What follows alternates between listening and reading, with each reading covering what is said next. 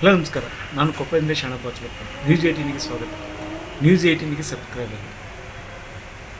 ಕೊಪ್ಪಳ ಮಾರ್ಗವಾಗಿ ಬೆಂಗಳೂರು ಮತ್ತು ಸೊಲ್ಲಾಪುರಕ್ಕೆ ಸಂಚರಿಸುವಂಥ ರಾಷ್ಟ್ರೀಯ ಹೆದ್ದಾರಿ 50 ಮತ್ತು ಗುತ್ತಿಯಿಂದ ಅಂಕೋಲವರೆಗೆ ಸಂಚರಿಸುವ ರಾಷ್ಟ್ರೀಯ ಹೆದ್ದಾರಿ 67 ಈ ರಸ್ತೆಗಳ ಮಧ್ಯೆ ಈಗ ಒಂದಿಷ್ಟು ಜನರಿಗೆ ಟ್ರಾಫಿಕ್ ಸಮಸ್ಯೆ ಉಂಟಾಗ್ತದೆ.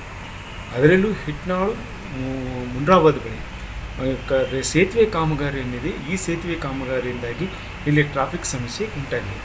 ಅದರಲ್ಲಿ ರಾಷ್ಟ್ರೀಯ ಹೆದ್ದಾರಿ 50 ಏನು ಸೊಲ್ಲಾಪುರದಿಂದ ಬೆಂಗಳೂರಿಗೆ ಹೋಗುವಂಥ ರಾಷ್ಟ್ರೀಯ ಹೆದ್ದಾರಿಯನ್ನು ಕಳೆದ ಒಂದು ದಶಕದ ಒಳಗೆ ಇದನ್ನು ರಾಷ್ಟ್ರೀಯ ಚತುಷ್ಪಥ ರಸ್ತೆಯನ್ನಾಗಿ ಪರಿವರ್ತನೆ ಮಾಡಿದೆ. ಆ ಸಂದರ್ಭದಲ್ಲಿ ಇಲ್ಲಿ ಅವಶ್ಯಕವಾಗಿರುವಂಥ ಮೇಲ್ಸೇತುವೆಯನ್ನು ನಿರ್ಮಾಣ ಮಾಡದೇ ಇರುವಂಥ ಕಾರಣಕ್ಕಾಗಿ ಇವತ್ತು ಜನ ಸಂಕಷ್ಟವನ್ನು ಎದುರಿಸುವಂತಾಗಿದೆ ಮತ್ತು ಟ್ರಾಫಿಕ್ ಸಮಸ್ಯೆಯನ್ನು ಎದುರಿಸುವಂಥ ಸಮಸ್ಯೆ ಆಗಿದೆ. ನಿರ್ಭೀತ, ನಿಷ್ಪಕ್ಷಪಾತ, ವಿಶ್ವಾಸಾರ್ಹ ಸುದ್ದಿಗಳಿಗೆ ಹೆಸರಾಗಿರುವ ನ್ಯೂಸ್ 18 ಕನ್ನಡ ಈಗ ಆಪ್ನಲ್ಲೂ ಲಭ್ಯವಿದೆ. ದಯವಿಟ್ಟು ಇಲ್ಲಿರುವ QR ಕೋಡ್ನ ಸ್ಕ್ಯಾನ್ ಮಾಡಿಕೊಂಡು ಆಪ್ ಡೌನ್ಲೋಡ್ ಮಾಡೋದಕ್ಕೆ ಮರಿಬೇಡಿ. ನಿಮ್ಮ ಬೆಂಬಲ ಹೀಗೆ ಸದಾ ನಮ್ಮೊಂದಿಗಿರಲಿ. ಧನ್ಯವಾದ. ಹಿಟ್ನಾಳು ಮತ್ತು ಮುಂಡ್ರಾಬಾದ್ ಬಳಿ ಸಾಕಷ್ಟು ಜನ ವಾಹನಗಳಿರುತ್ತೆ ಮತ್ತು ಈ ಎರಡು ಕಡೆ ಈ ಮಧ್ಯೆ ಎರಡೂ ರಾಷ್ಟ್ರೀಯ ಹೆದ್ದಾರಿಗಳು ಒಂದೇ ರಸ್ತೆಯಲ್ಲಿ ಬರುತ್ತದರಿಂದ ಇಲ್ಲಿ ಚತುಷ್ಪಥ ರಸ್ತೆಗೆ ಈಗ ಒಟ್ಟು ಏನು ಕೊಪ್ಪಳ ಜಿಲ್ಲೆಯಲ್ಲಿ 4 ಕಡೆ ಒಂದು ಮೇಲ್ಸೇತುವೆಗಳ ನಿರ್ಮಾಣಕ್ಕೆ ಕೇಂದ್ರ ಸರ್ಕಾರ ಈಗಾಗಲೇ ಕಾಮಗಾರಿಯನ್ನು ಆರಂಭಿಸಿದೆ.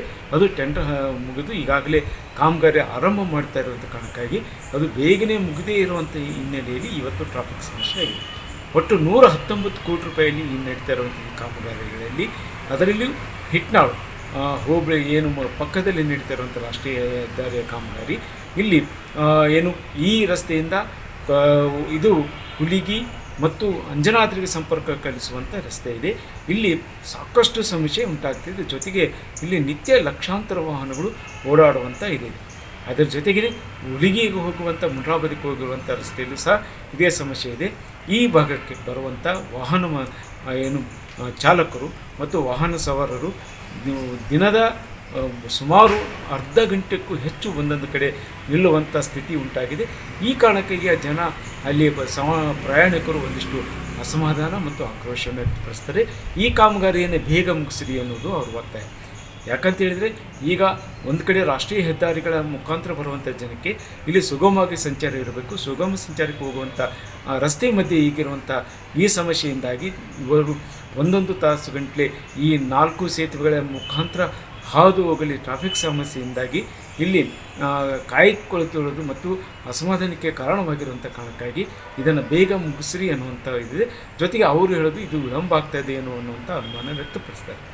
NH50 ಅದು ಆಮ್ಗತಿಯಲ್ಲಿ ಆಗಿಲ್ಲ, ಭಾಳ ತ್ವರಿತವಾಗಿ ಆಗಿದೆ, ಭಾಳ ತ್ವರಿತವಾಗಿ ನಡೆದಿದೆ.